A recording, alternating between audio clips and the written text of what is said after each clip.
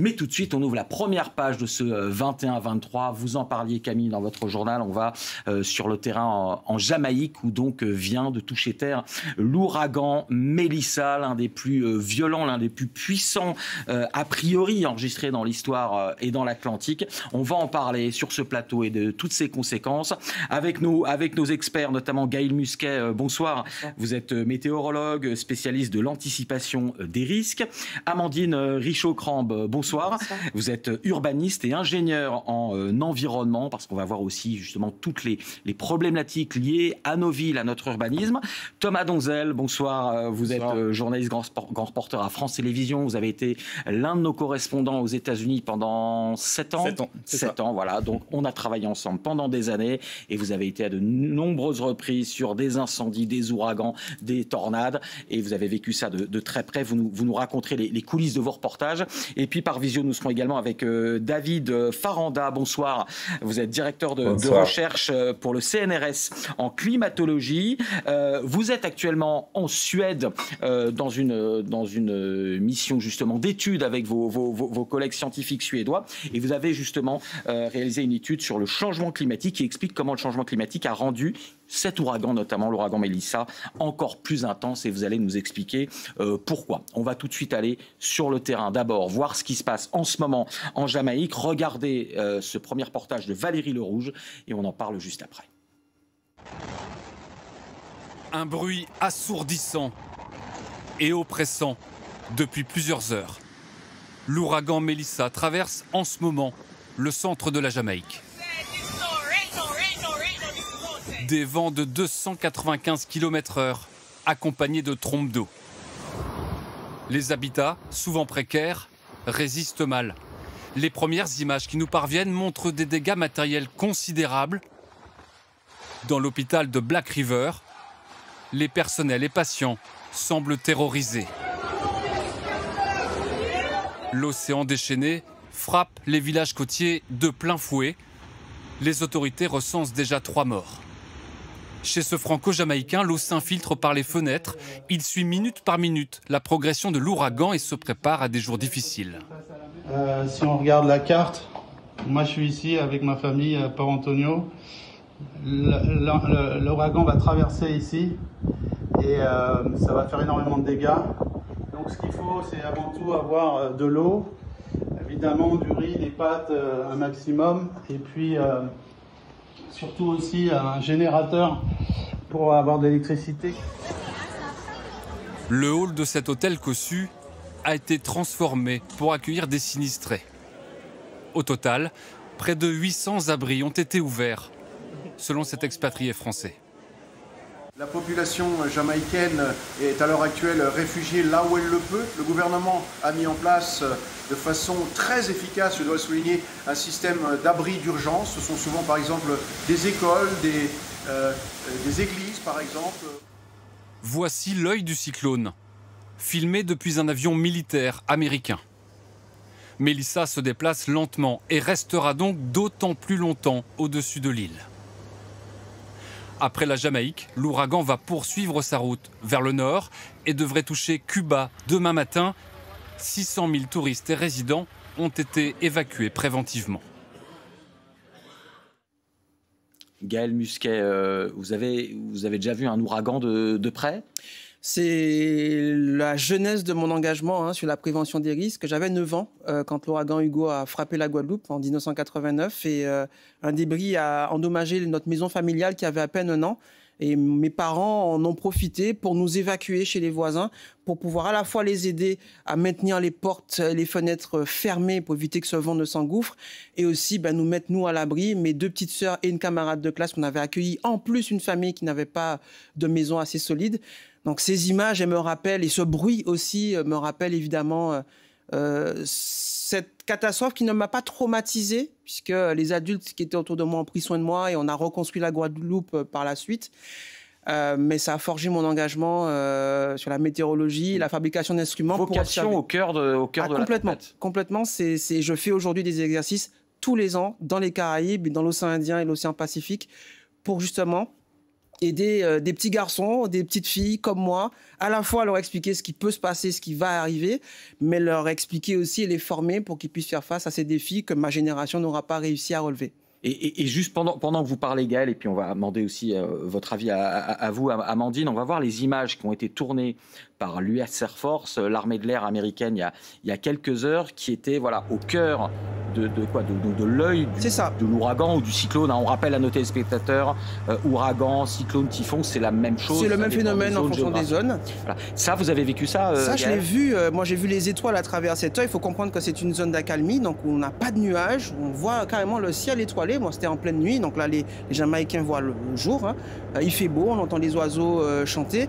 Et l'avion que vous avez là, c'est un avion qui a été spécialement armé du 53e escadron de reconnaissance météorologique. C'est un Hercule C-130J qui est armé à la fois sur des instruments à l'extérieur, une caméra qui a été fixée à l'extérieur, mais aussi à l'intérieur des sondes qui sont larguées et qui ont permis de mesurer une rafale à 388 km/h à 216 mètres d'altitude. Là, vous parlez de Mélissa. Tout à fait, de l'ouragan Mélissa. Et là, on revoit les images, elles sont en boucle, mais donc là, à l'intérieur de l'œil du cyclone... Il n'y a pas de vent. Ou de l'ouragan, il n'y a pas de vent. Il n'y a pas de vent. Donc l'avion vole normalement. Là, il n'y a pas de souci. Et si on va tout droit dans le nuage, enfin dans le blanc, là... Tout le dôme que vous avez là, toute la couronne que vous avez autour de cette zone d'accalmie, c'est là où vous avez les vents les plus violents. C'est d'ailleurs traître, c'est que beaucoup de gens pensent, une fois que cet œil les a survolés, que c'est fini.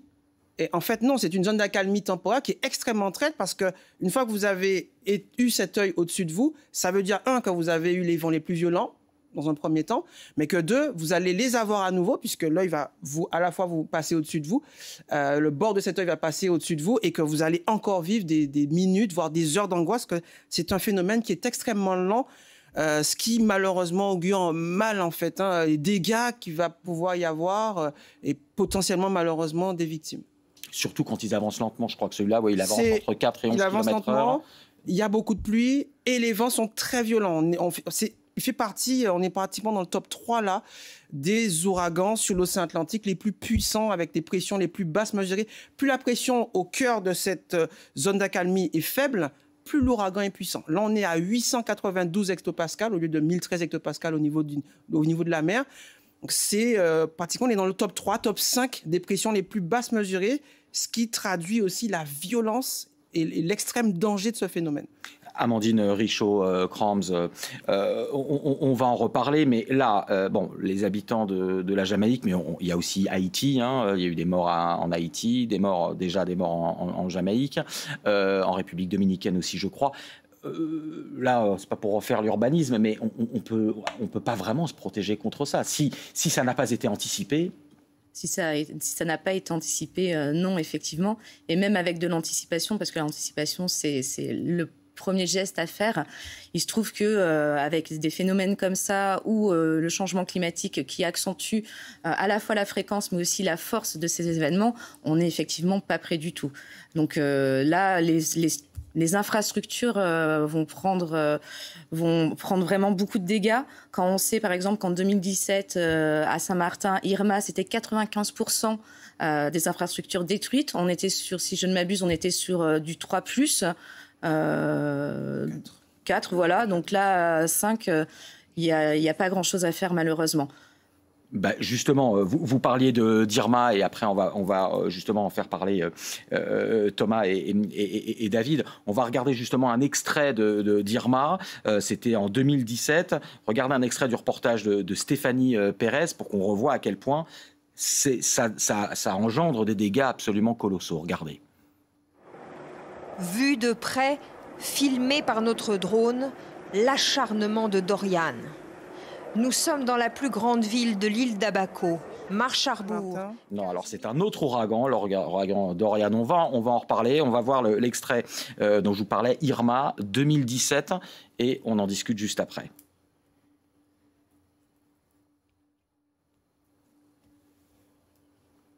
Alors, bon, on l'aura tout à l'heure. Irma, c'était en 2017.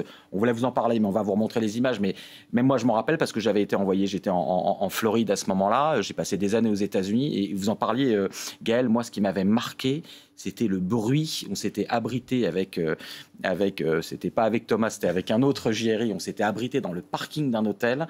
L'eau était montée, mais vraiment en quelques secondes d'un coup. Et moi, c'est surtout le bruit qui m'avait marqué, la sensation d'un train de marchandises qui vous roule au-dessus un boucan, mais hallucinant. C'est proprement terrifiant pour les populations. Là, on a des vents moyens à plus de 280, 290 km/h. Vous imaginez déjà ce que c'est comme bruit de passer votre tête par la fenêtre quand vous êtes sur l'autoroute à 130 km/h. Mais il faut imaginer que ce vent, vous ne pouvez pas tenir debout. Très peu d'infrastructures, même bétonnées, peuvent supporter ça. Que les maisons créoles, souvent, elles sont ouvertes pour éviter que cette terre ne s'engouffre et puis ne sachant pas comment sortir, fasse remonter complètement la toiture et fasse exploser la maison. Ces vents sur des baies vitrées, effectivement, tout cela, entre les effets missiles, des objets, des débris, ce qui a partiellement détruit ma maison. Elle était paracyclonique, ma maison. Mais le bruit que j'entendais quand j'étais enfant, c'était ce vent qui n'arrêtait pas, ces débris qui cognaient contre les murs et ces tôles qui s'étaient envolées des toitures des maisons qui deviennent des lames de rasoir. Enfin, c'est des phénomènes qui rendent humble, qui m'ont rendu humble enfant et en grandissant, parce qu'on n'imagine pas à quel point les éléments peuvent se déchaîner, à quel point le paysage, il n'y avait plus une feuille, souvenez-vous à Saint-Martin, plus une feuille sur un arbre. C'est impressionnant de voir à quel point ça peut défolier aussi un arbre, rougi par le vent qui a rougi cet arbre pratiquement jusqu'à l'écorce. Justement, on a retrouvé l'extrait du reportage Stéphanie Pérez sur Irma 2017. On regarde et on continue la discussion. Saint-Martin au plus fort de l'ouragan. On n'entend plus que le vent. Assourdissant. Des rafales qui avoisinent les 300 km/h.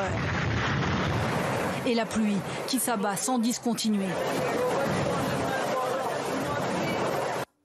Alors on entend bien ce que vous disiez à l'instant, Gaël, vraiment ce bruit absolument effrayant.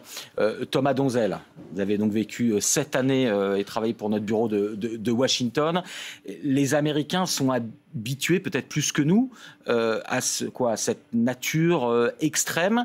Et c'est presque dans notre métier, on dit un marronnier, mais il y a vraiment une saison et puis on se prépare, on sait qu'il va y avoir des événements extrêmement violents. Ouais, c'est assez marquant quand on les rencontre et quand on va sur ces terrains où les ouragans vont arriver. On arrive quelques jours avant, souvent, pour voir un petit peu les préparations et comment les habitants embarquent quelques affaires, les mettent sur les pick-up, quittent les maisons.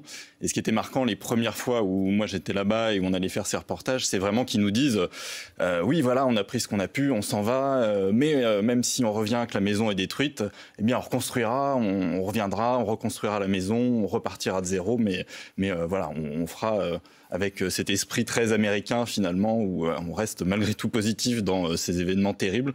Il y a une forme de fatalisme à laquelle on n'est sans doute pas habitués, nous. Et ils sont habitués dans ces zones. En Floride, on sait qu'on va avoir la saison des ouragans à partir de la fin août. Dans le centre des États-Unis, on sait qu'au printemps, il y a les tornades qui arrivent aussi et qui vont pouvoir dévaster des zones entières.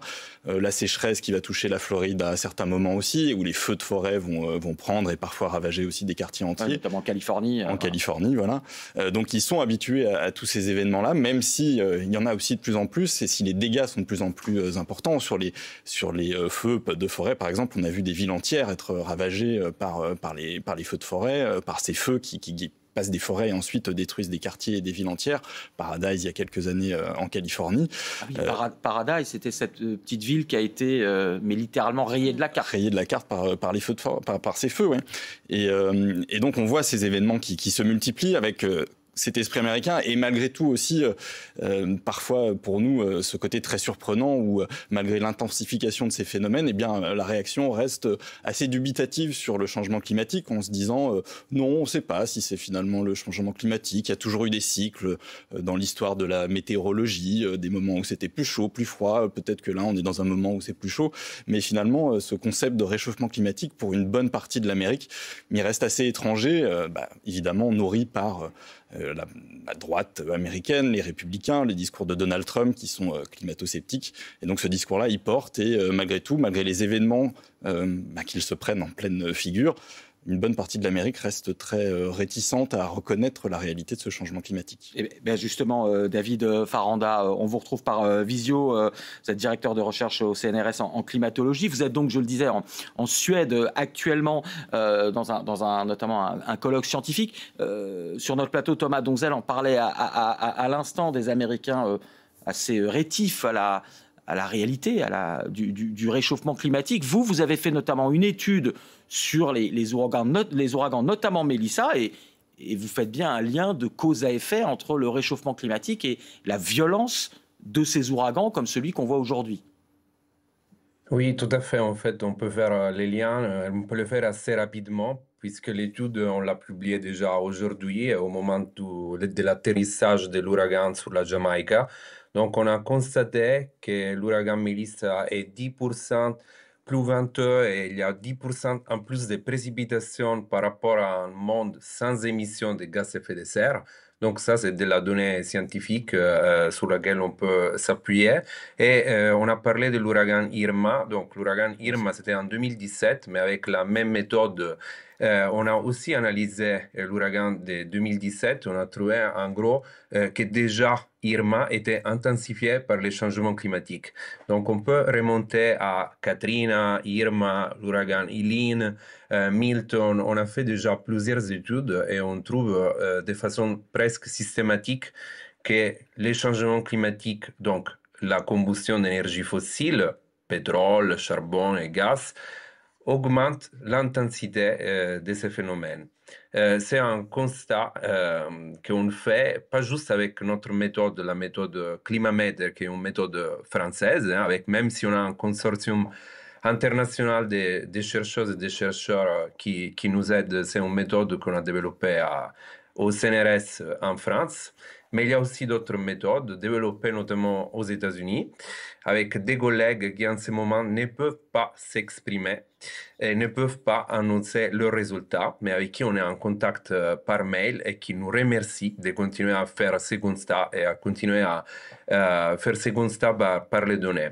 Bon, on a parlé, je vous ai entendu, du fait que oui, on a des phénomènes qui sont assez destructeurs. Après, on peut reconstruire, on peut vivre 10, 20 ans et redémarrer avec nos vies. Mais justement, le problème avec le réchauffement climatique, c'est qu'on va avoir ces phénomènes de façon plus fréquente, aussi avec une intensité majeure. Il faut se dire que s'il y avait une échelle de catégorie 6 des ouragans, Melissa serait des catégories 6. Donc, il faut faire attention qu'en fait, il y aura dans le futur des intempéries, des cyclones pour lesquels on ne pourra pas s'adapter si vite et on ne pourra pas forcément reconstruire avant qu'un autre n'arrive. Vous voulez dire, David, que vu l'accélération, l'intensification de ces phénomènes, il va falloir même qu'on change notre baromètre, notre grille d'études? Alors, en tout cas, il y a des études qui ont proposé ça, notamment les collègues américains. Et selon des études publiées sur Proceedings of National Academy of Science dans les États-Unis, cet ouragan, Melissa, serait des catégories 6. Mais bon, mis à part les changements des catégories, la chose importante, c'est qu'en fait, on ne pourra pas s'adapter forcément à ce genre de phénomènes s'ils vont nous frapper comme on s'attend de façon plus fréquente et avec une intensité majeure. Donc la seule possibilité qui nous reste, c'est de réduire tout de suite les émissions de gaz à effet de serre.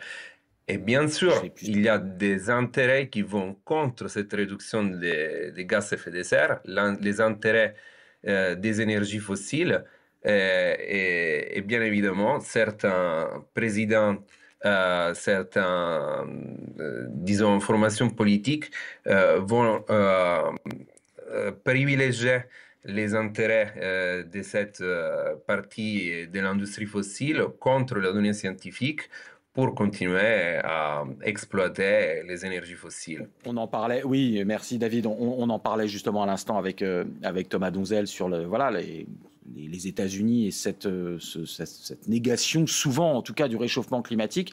Pour revenir un petit peu plus sur les conséquences, y compris les conséquences en urbanisme, on va s'appuyer sur aussi l'un de vos tournages, l'un de vos reportages.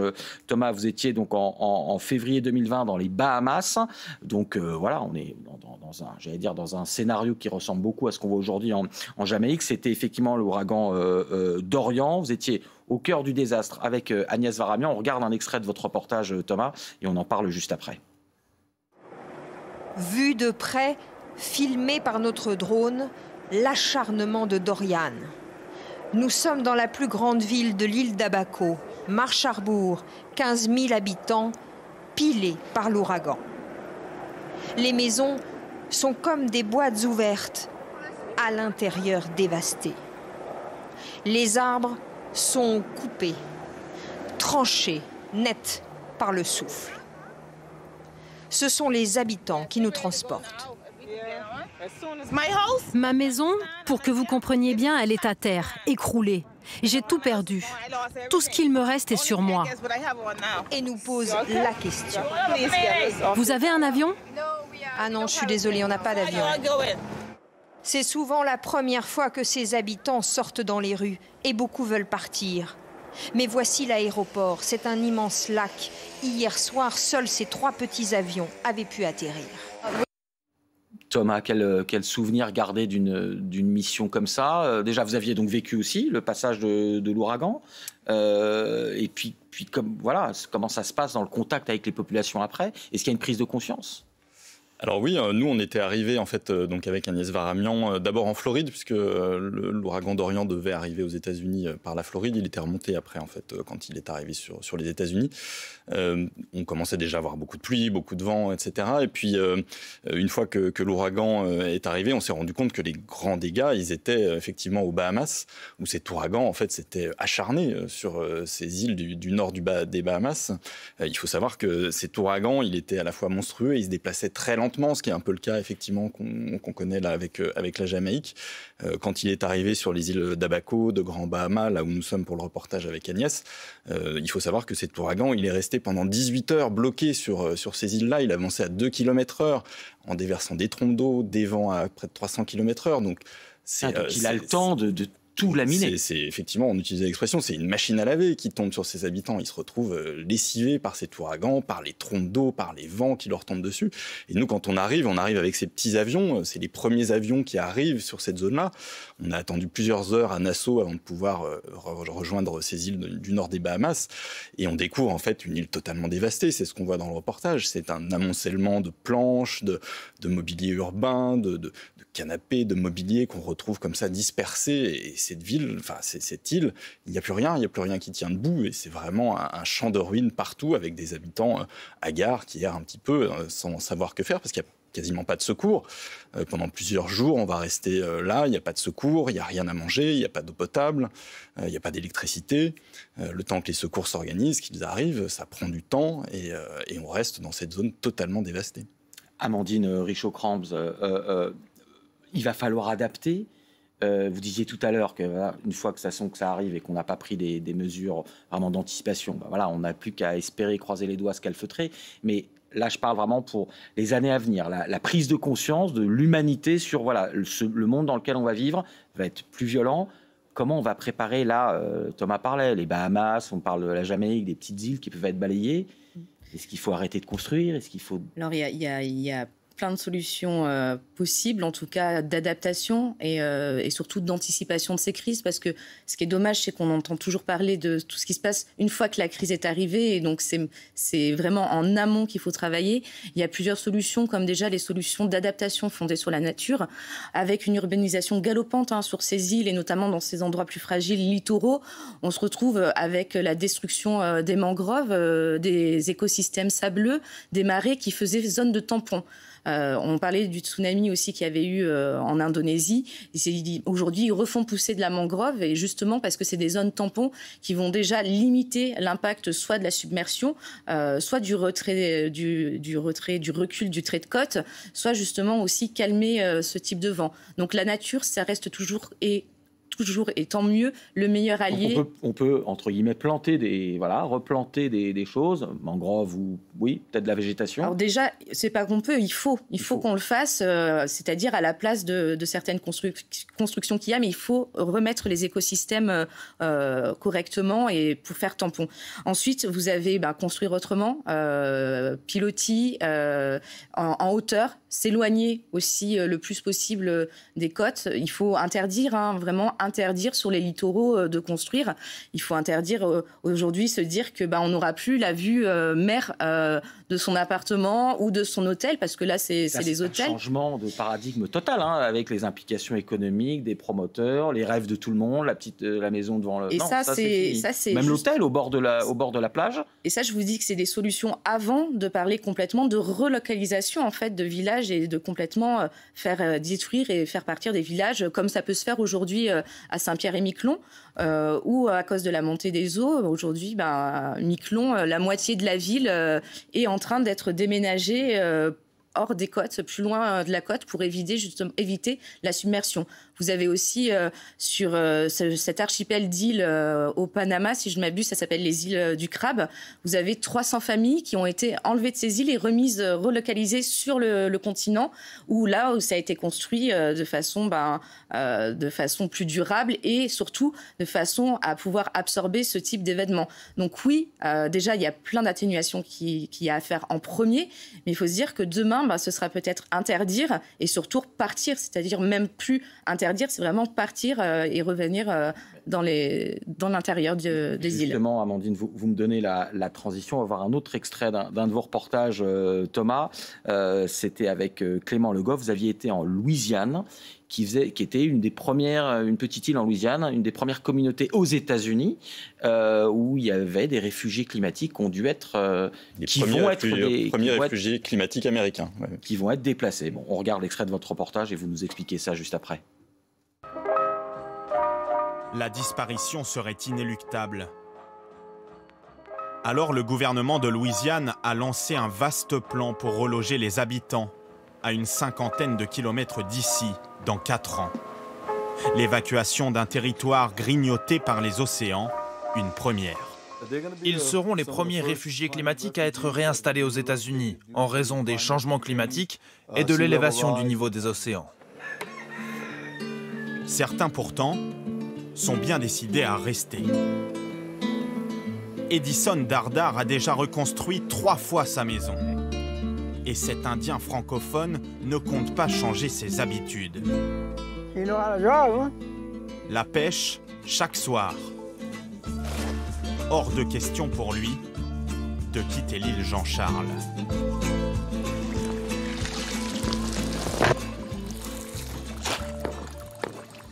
Toute ma vie, j'ai resté ici. Toute ma vie. Tout petit.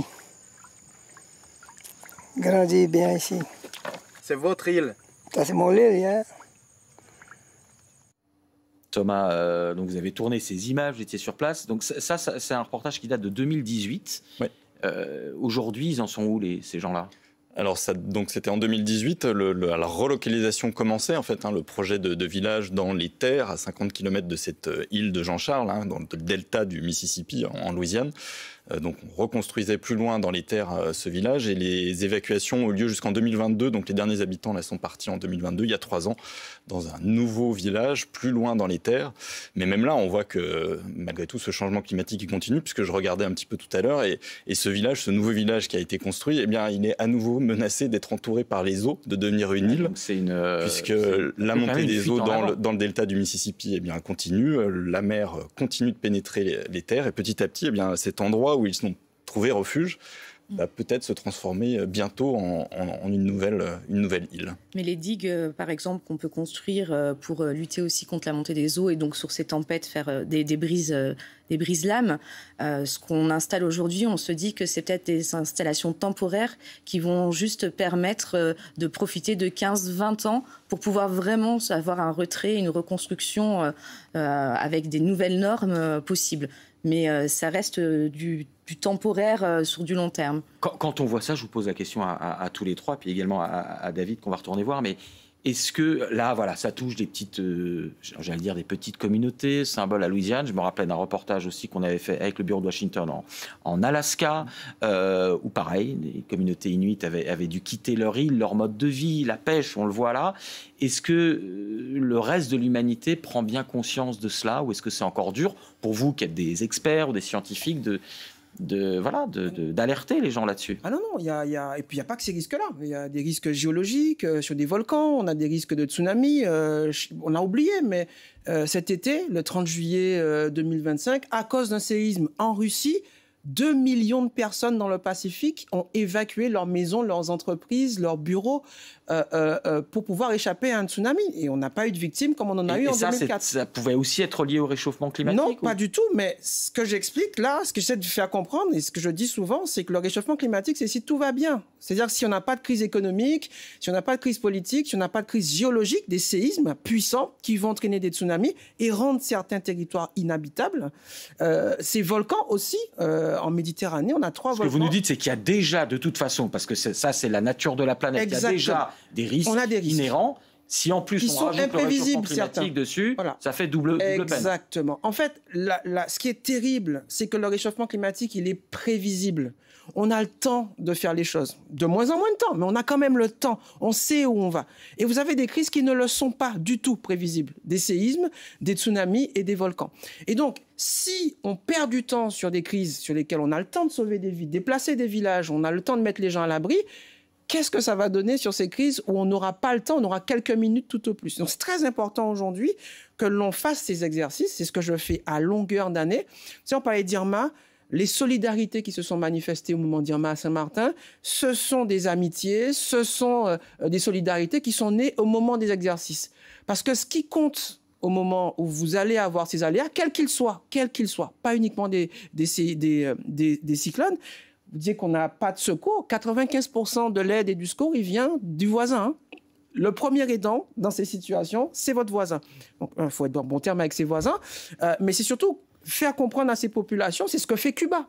Là, malheureusement, Cuba va être victime de ce cyclone dans les prochaines heures. Quand vous regardez Santiago de Cuba, la ville du Lamentin en Martinique fait venir des Cubains pour se former, pour que les Cubains nous apprennent à nous, Français, comment on organise une communauté. Quand ils font les exercices à Cuba, à Santiago, ça dure plusieurs jours. Les gens prennent leur ordonnance, leur nourriture, les lunettes, et pour pouvoir justement traverser ces épreuves dans des abris qui ont été identifiés. C'est ce qui se fera malheureusement avec ces évacuations qui attendent Cuba bientôt. David Faranda, vous êtes toujours avec nous en visio de Suède. On parlait à l'instant là avec Gaël notamment de la manière dont il faut alerter, faire prendre conscience à toute l'humanité et pas seulement à quelques communautés qui le vivent dans leur chair. Est-ce que vous, en tant que scientifique, vous avez toujours du mal à relayer ce message et j'imagine peut-être à vous désoler du manque peut-être de soutien politique, mais ça c'est généralisé. Nous, on voit la violence de qu'est-ce que ça veut dire être déplacé une fois qu'on vit dans un village, dire il faut partir. On voit la violence de ce que ça veut dire perdre sa propre maison, perdre des vies humaines, perdre un lieu qui nous appartient. Et on voit en fait aussi les coûts de tout ça en termes économiques. Un coût qui est bien majeur de réduire les énergies fossiles et passer à d'autres formes d'énergie alternatives comme les solaires qui sont maintenant moins chers. Donc, en fait, on n'a pas rien fait. Moi, je veux dire qu'en Europe et dans d'autres pays, depuis l'accord de Paris qui fête ses 10 ans, on s'est engagé sur une route de réduction des émissions de gaz à effet de serre, qui, comme on l'a dit à Amandine, en fait, reste la seule solution vraiment possible parce qu'à certains niveaux de réchauffement, on ne pourra pas s'adapter. Donc, en fait, ce qu'on s'attend, c'est qu'on arrête vraiment de faire du changement climatique quelque chose de politique. C'est un enjeu de santé publique majeur, un enjeu économique majeur qui n'a pas de couleur politique. Il n'y a pas de couleur politique dans le changement climatique. C'est comme la santé. En fait, on devrait être toutes et tous d'accord pour réduire les émissions de gaz à effet de serre et le faire de tout de suite, puisque déjà les impacts de ces cyclones, de ces tempêtes sont catastrophiques. Donc moi, ce que j'espère, c'est pour la COP, la prochaine COP qui se tient au Brésil dans quelques jours, que l'Europe entière soit vraiment la source de ce changement et de cette direction, cette accélération, pas du changement climatique, mais de l'atténuation qui doit être vraiment tracée sur une route d'engagement année par année pour se dire chaque année on va réduire les émissions de gaz à effet de serre pour éviter de déplacer des populations, éviter de payer des milliards d'euros de dommages à chaque catastrophe, éviter justement de perdre des vies humaines et des dégâts qui deviennent après insupportables parce que c'est des dégâts en cascade, hein. Vous l'avez dit, une fois que vous perdez des écosystèmes, vous perdez les coraux, vous perdez le tourisme, vous perdez l'agriculture, vous perdez, vous avez une diffusion des épidémies plus importantes. Donc tout ça, ça revient en cascade avec après des catastrophes pour lesquelles on ne peut pas s'adapter. Et justement, David, vous parliez de ces communautés déplacées, on en parlait juste avant. Je voulais juste à tous les cas de vous montrer d'autres images que vous connaissez, puisque c'est votre domaine. Très loin, je vous emmène dans les Tuvalu, les îles Tuvalu, un petit état d'Océanie. Il y a quelques années, pour une COP, vous en parliez David, le ministre des Affaires étrangères du Tuvalu avait fait justement cette image extrêmement forte d'un discours les pieds dans l'eau, puisque là-bas c'est la montée des eaux qui menace. Et quelques temps après, les Tuvalu ont signé avec l'Australie, la grande île évidemment voisine, les premières possibilités de visa pour des réfugiés climatiques. Donc aujourd'hui, l'Australie reconnaît les réfugiés climatiques et délivre des visas, notamment à ses habitants des Tuvalu. Les Tuvalu aussi, qui je crois ont voulu numériser toute leur île, toute leur culture, leur langue, leurs chansons, parce qu'ils savent que leur île, leur pays entier va disparaître à terme. C'est effrayant. Alors ça paraît loin des Français. Les Français se disent pas la France va disparaître, mais ça doit alerter. Là, c'est pas un village, c'est pas une communauté, c'est un pays. C'est déjà le sujet de certains de nos compatriotes sur certaines tempêtes en Polynésie. J'ai eu des témoignages de Polynésiens, donc de Français, qui montaient au cocotier avant ces tempêtes pour échapper à l'onde de tempête, parce que leur atoll avait été submergé, et qui ont perdu femmes et enfants, familles, emportés par les flots. Ça arrive en France. Et je ne parle pas de choses d'il y a 50, 60 ans. Sur la décennie passée, vous pouvez enquêter sur ce qui se passe aujourd'hui en Polynésie française. On a des sous-commissaires et des sous-préfets qui se sont mobilisés pour construire des abris pour que nos compatriotes polynésiens puissent échapper à des ondes de tempête si jamais leur attel venait à être submergé. Là, on parle de la France. Tu parlais tout à l'heure de Miquelon, du village de Miquelon qui va être déménagé. Fiona est passée en Guadeloupe, mais après a touché les côtes canadiennes et Miquelon.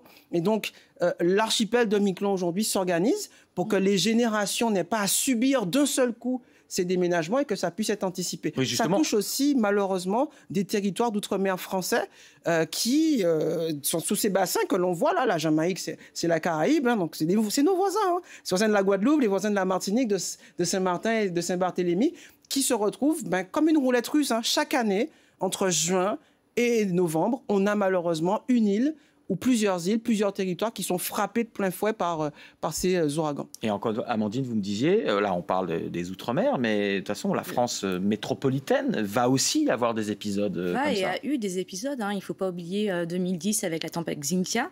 Les épisodes ont tellement été forts du côté de La Rochelle et autour. Il y a notamment le village de la Faute-sur-Mer qui a déplacé plusieurs centaines de logements de ses côtes, qui a rasé complètement une partie du village pour reculer.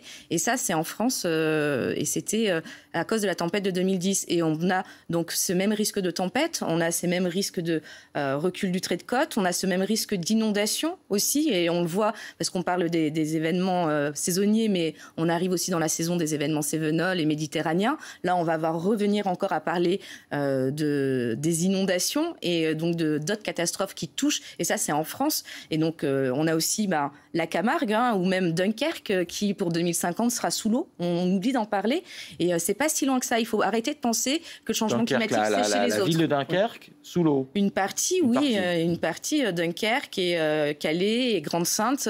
Vous regardez les projections à 2050, la Camargue aussi, c'est sous l'eau. Et je vous parle vraiment, on est sur du métropolitain. Il faut arrêter d'avoir ce rêve que le changement climatique, c'est chez les autres et que ça va nous passer à côté. C'est quelques îles des Caraïbes qui, Valence, pour elles, vont être balayées. C'est 200 morts l'année dernière. C'est pas exotique, en fait. La Rhénanie, il y a 2 ans, c'est plus de 180 morts. On oublie aussi que l'Europe est touchée de plein fouet par des catastrophes qui sont dantesques. Et justement, je voulais vous montrer un dernier extrait de reportage. Vous parliez du pourtour méditerranéen. Breil-sur-Roya, c'est dans les Alpes-Maritimes. Là aussi, des épisodes très violents. Et depuis, vous avez sans doute suivi cette histoire. On en revient aux conséquences, évidemment, climatiques sur le terrain, mais tout le reste, les conséquences économiques, les conséquences en termes d'assurance. On en parlait avec vous, Thomas, aux États-Unis, mais là, cette petite ville, Breil-sur-Roya, vous vous rappelez, on va voir, le maire avait signé un arrêté pour interdire les catastrophes naturelles, évidemment impossible, et c'était un cri d'alerte, alors que plus personne ne veut assurer la commune. Regardez, on en parle juste après. Des catastrophes naturelles officiellement interdites. Dans ce village des Alpes-Maritimes, c'est la décision que vient de prendre le maire grâce à ce tout nouvel arrêté. C'est un arrêté municipal que j'ai pris au 1er janvier pour interdire sur la commune de Breil les catastrophes naturelles, mais aussi tous les événements susceptibles de dégrader nos bâtiments communaux, puisque depuis le 1er janvier à 0 heure, ils ne sont plus assurés. Et c'est un peu pour montrer l'absurdité de cette situation. 70 bâtiments municipaux désormais sans aucune protection en cas de dommages. La conséquence, selon le maire, de la tempête Alex en 2020. Ici, la catastrophe a provoqué de lourds dégâts et des réparations très coûteuses. Trop pour l'assureur historique qui a préféré ne pas renouveler son contrat cette année. Alors juste pour faire suite à ce qu'on vient d'entendre, donc depuis, la commune a tenté de se faire assurer, a essuyé que des refus, a fini par saisir le bureau central de tarification qui a contraint 5 assureurs à se regrouper pour assurer la commune, donc 20% chacun, mais les conditions sont très défavorables puisque la cotisation pour la mairie est passée de 15 000 à 100 000 euros. Voilà, on voit que ça va avoir des conséquences. Enfin voilà, là encore, nos concitoyens se disent c'est loin de nous. Non, parce que là, 100 000 euros, ça va se répercuter dans les impôts locaux. Et ce n'est que le début. Ce n'est que le début encore. Depuis ces 10 dernières années, on a doublé, triplé, quadruplé le coût de la réparation. Donc le coût de la réparation des catastrophes naturelles, donc payé par les assurances. Et ça se répercute sur le portefeuille des gens, des villes. Il y a plus de 3000 villes et villages en France qui ne sont plus assurés, comme à Breil-sur-Roya. Et ça se répercute aussi chez les gens. Et il faut voir qu'on commence déjà à avoir des personnes qui ont subi de multiples inondations et qui n'arrivent plus à faire assurer leur maison, notamment dans le nord, dans la vallée de la Haye, qui chaque année est inondée depuis 3 ans. Déjà, les gens ne sont même pas retournés encore dans leur logement, mais en plus ne pourront pas, une fois retournés, s'assurer. Et donc, c'est des vies complètes qui sont détruites. Et justement, David Faranda, vous êtes toujours avec nous en direct de Suède. Vous aviez travaillé notamment sur le cas de cette ville de Breil-sur-Roya et sur cette tempête en 2020. Oui, on a travaillé sur Alex, c'est la tempête en 2020 on a fait même une thèse, la thèse de Mireia Ginessa sur cette tempête pour montrer qu'elle était augmentée en intensité par le changement climatique. Et donc, effectivement, si le maire ne peut plus s'assurer, c'est puisqu'on a trouvé les effets d'intensification des précipitations pour ce genre de phénomène qui touchent la France métropolitaine. Et en plus, on a aussi fait une étude sur un ex-ouragan, l'ouragan Kirk, qui a causé les inondations dans la Loire l'année dernière et aussi dans l'Île-de-France. Donc, des choses qui peuvent toucher même l'Île-de-France, donc la région plus peuplée de la France métropolitaine. Bon, tout ça pour dire, peut-être je vais terminer sur ça, que le coût de ces phénomènes est tellement important que même le système de réassurance, à un moment, peut collapser si on n'arrête pas les émissions de gaz à effet de serre. Donc, ça va nous coûter beaucoup plus de réparer ou de payer pour ces phénomènes que de réduire les émissions de gaz à effet de serre. Donc, il faut le faire parce que c'est pas juste sauver des vies et épargner des dégâts, mais c'est nous mettre en sécurité et aussi mettre à l'abri notre futur dans les villes où on habite. Merci David. Thomas, vous aviez vu ça beaucoup, notamment en Floride. Les gens ne sont donc pas assurés, non plus. Les assurances ne veulent plus. Ça arrive aux États-Unis, ça pourra arriver chez nous peut-être un jour. Oui, et puis comme ces événements reviennent tous les ans, les assurances, effectivement, elles ne veulent plus assurer les habitations et les habitants sur place. Et puis ces habitants, ils se retrouvent sans assurance. Et aujourd'hui aussi, avec l'Amérique de Donald Trump, sans aide fédérale quasiment, puisque les agences qui s'occupent de ça aussi... oui, là, il n'y a pas l'aide, il n'y a pas le président qui va sur place, il n'y a pas l'aide de l'État ou de la région, non. Et on parlait des travaux d'adaptation. Aujourd'hui, tous ces projets qui permettaient éventuellement d'essayer d'adapter, notamment dans le État de Louisiane, de protéger ces zones-là, de renforcer ces zones-là, tous ces projets-là, ils sont à l'arrêt. Gaël, le mot de la fin. C'est un gros défi qui nous attend, des outils économiques qui nous permettront de financer tout ça. La CCR, la Caisse centrale de réassurance, a été créée après-guerre pour ça, pour que les Français puissent être égaux face aux calamités. C'est comme ça qu'on appelait ça à l'époque. Donc très important aujourd'hui de comprendre qu'un euro investi dans la prévention, c'est 7 à 15 euros évités au moment où l'aléa survient. Donc il faut continuer d'investir. 7 à 15 euros évités lors de la catastrophe qui viendra. Donc il vaut mieux investir 1 euro en avance. Exactement. C'est un sujet sur les budgets à voter en ce moment. L'argent qu'on n'investit pas aujourd'hui, ce sont des calamités qui nous attendent demain. Voilà, vous engagez, vous avez vu le foutoir là en ce moment à l'Assemblée là, mais on va leur dire, on espère qu'ils regardent, mais ça a l'air compliqué en ce moment. Merci à tous les quatre, merci à vous David depuis la Suède, merci à tous les quatre pour ce débat passionnant et extrêmement important. Tout de suite on vous retrouve Camille pour le journal de 22h. Et à la une.